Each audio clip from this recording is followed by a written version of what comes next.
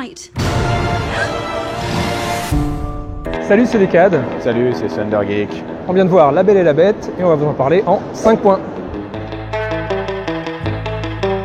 Point numéro 1, l'adaptation. Alors c'est vrai que c'est le point le plus frappant du film. Le film est un littéral copier-coller du dessin animé de 91, en moins bien, en plus long, en plus moche, en moins drôle. Et les seuls trucs à la limite qui sont différents sont pas bien. Pour moi, c'est peut-être le pire remake / adaptation que j'ai jamais vu de ma vie. Il n'y a aucun truc propre à ce film, il n'a fait que reprendre ce que le film original faisait. Incroyable, incroyable de dégoût.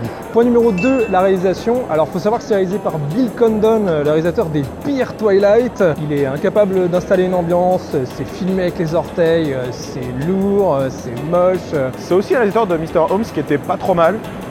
Bah, je crois qu'il a oublié comment filmer entre temps parce que là c'est une putasserie sans nom. Et le pire c'est qu'au demeurant que c'est mal filmé, il ne comprend même pas pourquoi il filme l'action. Point numéro 3, le casting. Alors on a un casting 5 étoiles, on a même un casting très politiquement correct.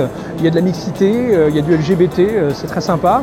Mais malheureusement ils sont tous assez mauvais. Mention spéciale à Emma Watson que je trouve de plus en plus mauvaise à chaque film que je vois avec elle. Au demeurant que moi j'en ai marre de voir des castings avec énormément de stars qui servent à rien à part avoir un nom sur l'écran du générique de fin. Beaucoup de gens, même parmi les communautés LGBT ou autres, en ont, je pense, marre de voir des caractérisations de personnages juste pour faire plaisir à une masse. Point numéro 4, l'aspect graphique. Alors le film a à la limite comme mérite d'avoir de la thune, ce qui fait qu'il y a un petit peu de soin, mais ça reste quand même assez moche, notamment les effets spéciaux pour la bête que j'ai trouvé absolument horrible et pas du tout crédible une seconde. Entre ça et Emma Watson en face qui joue comme un pied, je dois dire que le duo romantique du film n'était pas vraiment au rendez-vous. Et bah là l'aspect graphique c'est magnifiquement à chier. Magnifiquement à chier, c'est le mot. Ici, ils ont reproduit pièce par pièce que le dessin animé avait créé, mais encore une fois, sans comprendre pourquoi c'était beau et intéressant. Du coup, on a des décors pas des termes, des couleurs à chier, et surtout des personnages secondaires faits de façon photoréaliste, comme Big Ben ou Lumière, et de manière vraiment horriblement dégueulasse. En bref, ça manque complètement d'âme. Point numéro 5, la musique. Alors la musique, elle est pas mal dans la mesure où c'est à peu près la même, c'est juste qu'elle est moins bien interprétée.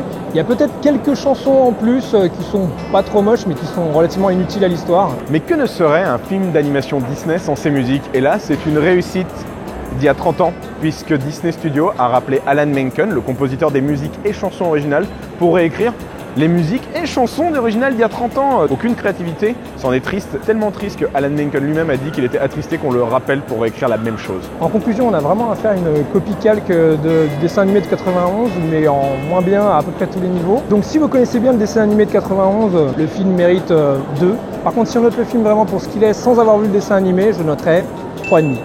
En conclusion, et ce n'est vraiment pas une blague, n'allez pas voir ce film. Je sais qu'en général on dit non, allez voir les films, faites vos choix. Non, là c'est vraiment une question limite politique.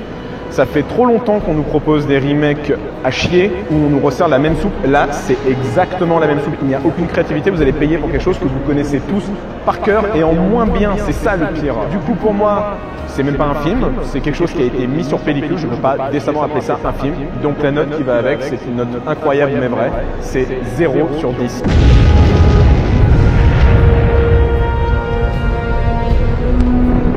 N'allez pas voir ce film.